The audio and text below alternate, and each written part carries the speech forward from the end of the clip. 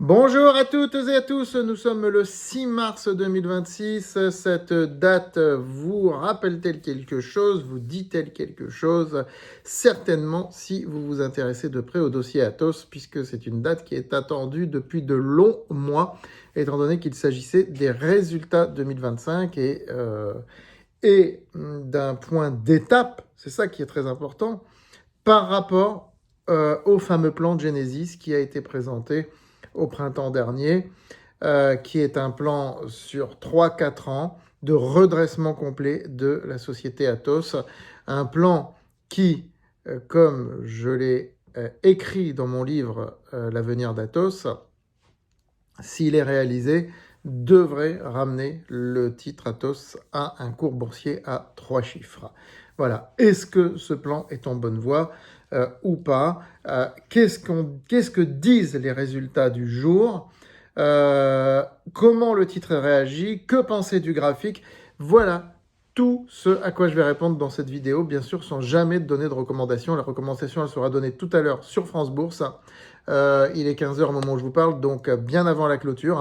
Elle sera donnée tout à l'heure sur France Bourse, clairement, pour nos lecteurs et abonnés. Voilà, donc n'hésitez pas à liker et partager cette vidéo. Et bien sûr, à vous abonner à cette chaîne YouTube. Et les recommandations, je le répète, ça se passe uniquement sur francebourse.com.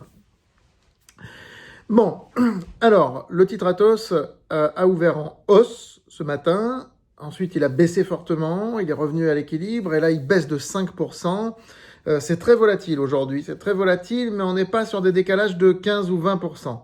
On reste dans des décalages à plus ou moins 5-6%, ce qui est beaucoup, mais c'est tout à fait concevable pour des recoveries, pour des titres volatiles comme Atos.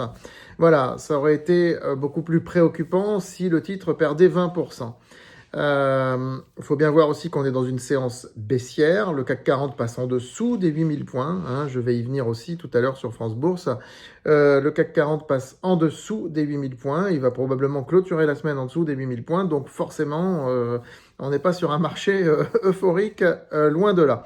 Alors, concentrons-nous, si vous le voulez bien, sur Atos, sur les résultats d'aujourd'hui.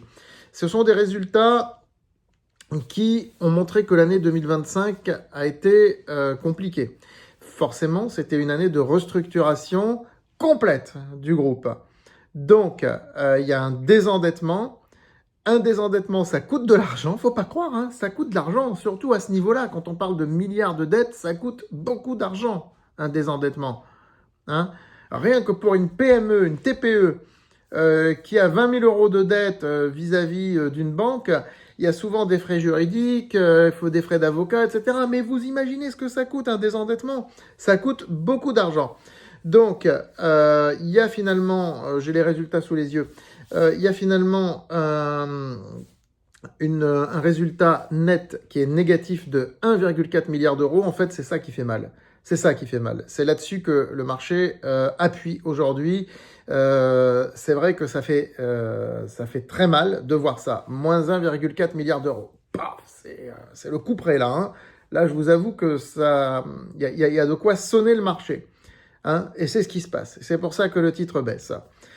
Mais derrière cette apparence qui est mauvaise, donc cette grosse, énorme perte, comme je viens de vous le dire, il y a des coûts qui ont été passés. Et la très bonne nouvelle, que les analystes vont regarder un peu plus tard, comme toujours, la très bonne nouvelle, c'est que 88% des économies qui étaient prévues sur 3 ans ont été faites sur l'année 2025.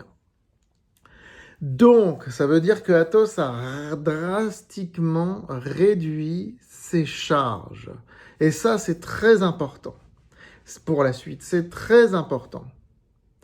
Parce que ça veut dire que l'entreprise va avoir les moyens de pouvoir reconquérir ses propres marges. Voilà ce que ça veut dire. Donc, on va dire que cette réduction drastique de 88% du plan qui était prévu dans le plan d'économie, qui a été faite en 2025, ça participe aussi à cette perte supérieure à 1 milliard d'euros. Des plans de licenciement, il y en a eu, ça coûte très cher. Tout ça coûte très cher, le changement d'équipe, les anciens dirigeants à payer, etc. Mais vous vous rendez pas compte sur une boîte de ce niveau ce que ça peut coûter. Donc Atos est en pleine restructuration, en désendettement. La restructuration n'est pas finie. Voilà ce qu'on peut acter aujourd'hui, c'est que la restructuration n'est pas finie. Atos est toujours en recovery. D'où le fait que le titre est monté à 60 € un peu trop prématurément, en définitive. Voilà, je pense que la fourchette de valorisation aujourd'hui est plus raisonnable, eu égard à la recovery qu'il y a. Voilà, le chiffre d'affaires a baissé de 5% et la marge a été à 7%. Mais néanmoins, ce qui est très intéressant, c'est de voir que la marge opérationnelle est passée de 1,9% à 4,4%. Donc elle a plus que doublé. Alors on pouvait s'attendre à mieux. Elle est prévue pour 7% sur 2026 seulement. C'est pas énorme. Mais 2026 sera une année transitoire. On reste sur la recovery, mais on est dans la phase normalement d'ascension de la recovery, où il devrait y avoir une reconquête de la marge. Ce que le marché n'aime pas trop, c'est que Atos a prévu une baisse de 5% de chiffre d'affaires en 2026, mais il faut bien voir que toutes ces baisses du chiffre d'affaires sont liées à l'arrêt de contrats qui ne sont pas générateurs de marge. Vous savez, à un moment donné, il vaut mieux faire moins de chiffres et plus de marge. Et c'est exactement dans cette procédure que Atos s'est engagé avec son plan Genesis. Donc, globalement, je dirais que Atos est sur la bonne trajectoire, que le plan de Genesis est respecté. Évidemment, sur les chiffres, c'est très difficile de s'engager sur des chiffres et de les respecter à l'euro près. Mais on est sur la trajectoire du plan de Genesis. Il n'y a pas de déviation de trajectoire par rapport à ce qui était prévu dans ce plan. C'est ça qui est important. Atos vise toujours la même chose pour les années 2028-2029. Donc 10% de marge opérationnelle en 2028. C'est toujours ce qui est visé aujourd'hui. Ça, forcément, si ça se réalise, il y aura derrière un gros résultat net, forcément. Je veux dire, à un moment donné, voilà, tous les provisions, les comptes, les provisions exceptionnelles, les provisions, les dépréciations, c'est fini. Je veux dire, la paille de fer. Là, 2025, ça a été la paille de fer, en gros. C'est ce qu'on appelle le passage des comptes à la paille de fer. 2026, la boîte va avancer. Elle n'aura pas forcément un résultat terrible. Elle l'a prévenu. Je pense que c'est aussi ce qui déçoit le marché, mais une marge opérationnelle qui devrait augmenter, passer à 7%. Donc avec un chiffre d'affaires qui va baisser, mais ça voudrait dire, on va être en gros autour de 500 millions de marge opérationnelle. Maintenant, ce qui est important aussi et ce qui apparaît, c'est qu'il ne se dessine absolument pas une autre augmentation de capital. Donc ça, c'est plutôt une très bonne chose. Donc oui, quand on voit, si je résume, quand on voit après on verra le graphique. Donc, si je résume, donc quand on voit les chiffres en eux-mêmes, écoutez, 1,4 milliard de pertes, ça fait mal aux dents, c'est sûr. Mais quand on voit derrière ce qu'il y a, écoutez, c'est pas si mal que ça. Et on voit que le plan de Genesis, eh bien, il est respecté avec Eviden qui avance. Alors, une partie d'Eviden sera vendue à l'État, pas tout Eviden, une partie va être vendu à l'État pour 410 millions. Donc le désendettement, il va se faire avec ça. Voilà. Et puis avec aussi, il y a une autre session qui avait été prévue. Voilà, les sessions vont avoir lieu en 2026. Le désendettement va se faire comme ça. Et cette année va être encore un peu compliquée, mais je pense qu'en 2027 et 2028, l'entreprise va vraiment avancer. Voilà. Et les objectifs pour l'instant, pour 2028, ne sont absolument pas caducs. Les objectifs dont je parlais dans le livre L'avenir d'Atos, conditionné bien sûr à la réussite du plan de Genesis. Regardons le graphique maintenant si vous le voulez bien. Alors le graphique déjà sur un an, vous voyez que Atos a dessiné un grand M sur un an qui n'est, je l'ai dit, n'est pas impossible qu'il recule vers 27 €, mais c'est pas non plus une obligation. C'est pour ça que là j'ai été prudent ces derniers temps. Et je rappelle que tous nos lecteurs et abonnés ont à un moment donné pris des bénéfices sur Atos parce que le titre est monté par 2 fois, comme vous le voyez sur le graphique, au-dessus des 60 €. Ça a été l'occasion. Je ne pense pas qu'on va y remonter tout de suite, je le dis clairement. Donc voilà un petit peu où on en est. Maintenant, si on voit un graphique beaucoup plus court, à court terme, sur un mois. Alors là, c'est très intéressant. Et là, on va pouvoir analyser et décortiquer un peu la séance du jour. Parce que ce que vous observez, ce gros chandelier rouge, c'est un chandelier d'incertitude. Le marché, on va voir la sociologie qu'il y a derrière, c'est qu'il y a de nouveaux investisseurs qui rentrent sur le dossier, visiblement, qu'il y en a qui sortent, qu'il y a à la fois des ventes à découvert, des achats. Le marché hésite, il hésite fortement. C'est très disputé. Mais le plus intéressant dans ce graphique, c'est le vortex. Regardez tout en bas, le vortex. Et là, vous voyez quelque chose de très intéressant, c'est que malgré ce chandelier rouge, les vendeurs restent dominants, mais les acheteurs avancent. La domination est toujours là, mais les acheteurs avancent. Vous voyez ça comme un combat de boxe, où vous aviez un boxeur qui domine, et puis l'autre qui est en train de rentrer petit à petit dans sa garde. Et celui qui domine, il se prend de plus en plus de coups. C'est exactement ce qui se passe aujourd'hui sur Atos quand on voit le graphique.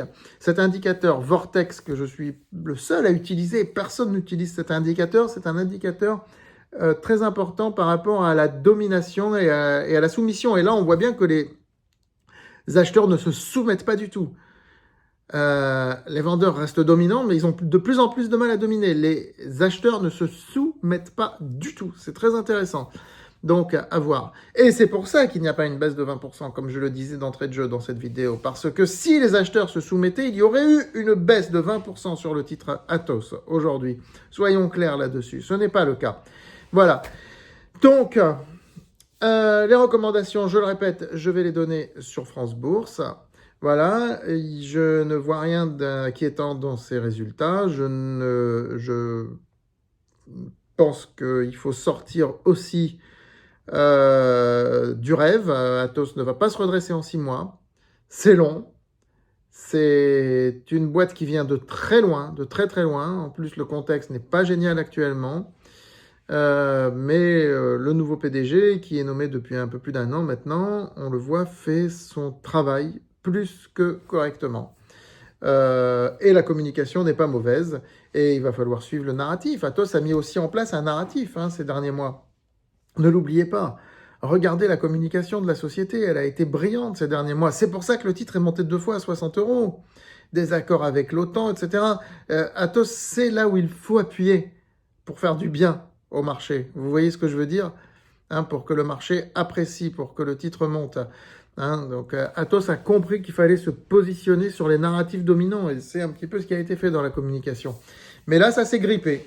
Depuis qu'il y a la fronde des petits porteurs, etc., ça n'a été qu'un enchaînement de choses. J'en ai parlé à plusieurs reprises. Je ne vais pas y revenir dans cette vidéo. J'en ai parlé dans plusieurs vidéos. Ça n'a été qu'un enchaînement de choses qui ont fait que, ma foi, ça s'est grippé. Voilà, et donc comme ça s'est grippé, du coup on est arrivé plutôt sur cette zone de 35, 38, 40 €.